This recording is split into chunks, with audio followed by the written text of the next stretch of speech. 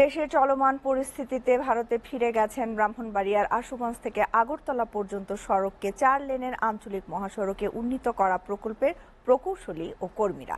এর ফলে বন্ধ হয়ে গেছে প্রকল্পের নির্মাণ কাজ। কর্মী না থাকায় প্রকল্পের বিভিন্ন সাইট থেকে মালামাল চুরি হচ্ছে। এছাড়া বেতন নিয়ে উদ্বিগ্ন দেশীয় কর্মচারীরা।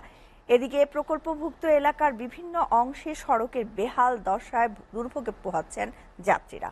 ব্রাহ্মণবাড়িয়া প্রতিনিধি মনিরুজ্জামান পলাশের প্রতিবেদন। গত 5 আগস্ট সাবেক প্রধানমন্ত্রী শেখ হাসিনার পদত্যাগ করার পর নিরাপত্তা ইস্যুতে দেশ ছেড়েছেন ঠিকাদারি প্রতিষ্ঠান আফকনসের প্রকৌশলী কর্মীরা। ফলে বন্ধ হয়ে গেছে ব্রাহ্মণবাড়িয়ার আশুগঞ্জ থেকে আগরতলা পর্যন্ত সড়কে 4 লেন প্রকল্পের কাজ। কর্মীরা না থাকায় প্রকল্পের বিভিন্ন সাইট থেকে মালামাল চুরি হচ্ছে। বাংলাদেশি নিরাপত্তা কর্মীরাও দুর্বৃত্তদের কাছে অসহায়। এছাড়া চাকরি ও বেতন নিয়ে উদ্বিগ্ন দেশীয় কর্মচারীরা। নিরাপত্তা নিশ্চিত করে ভারতীয়দের দেশে আনার দাবি তাদের।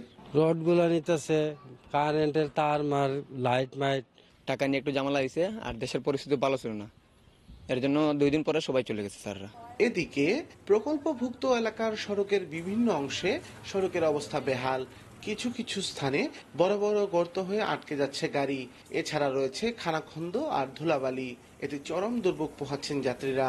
তারা দ্রুত সড়কের সংস্কার চান। এই আন্দোলনের নামে আজকে 1 মাস ধরে রাস্তার কোনো কাজ চলে না। আপনার প্রত্যেক দিন তীব্র যানজট সৃষ্টি হয়। রাস্তাঘাট খুব খারাপ, গাড়ি ঘোড়া চলতে পারে না, মানুষ চলাচল করতে পারে না।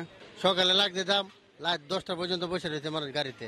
প্রকল্পের ভবিষ্যৎ ভারতীয় ঠিকাদারদের ফিরে আসার উপর নির্ভর করছে জানিয়ে বেহাল 4 কিলোমিটার সড়ক মেরামতে বিশেষ উদ্যোগের কথা জানান প্রকল্প ব্যবস্থাপক। তা আমাদের মিনিমাম 4 কিলোর মতো রাস্তা এখনো খুব খারাপ কন্ডিশনে আছে এবং যেটাতে জনগণের ভোগান্তি এখন চরম পর্যায়ে রয়েছে, এবং সেই রাস্তা মেরামতের জন্য আমরা লোকালি চেষ্টা করতেছি। প্রকল্পের মালামাল চুরি রোধে আইন শৃঙ্খলা বাহিনীকে অনুরোধ করা হয়েছে, কিন্তু চুরি আটকানো যাচ্ছে না বলেও জানান এই কর্মকর্তা।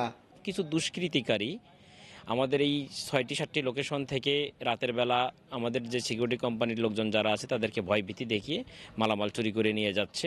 ভারতের সহজ শর্তের ঋণ সহায়তা LOC 2 এর আওতায় 3,567 কোটি টাকা ব্যয়ে 50 কিলোমিটার সড়কটি 4 লেনে উন্নীত করার কাজটি শুরু হয় 2020 সালে, যা কয়েক দফায় মেয়াদ বাড়িয়ে শেষ হবে 2025 সালের জুন মাসে, যেখানে বাংলাদেশ সরকারের বিনিয়োগ 1312 কোটি টাকা।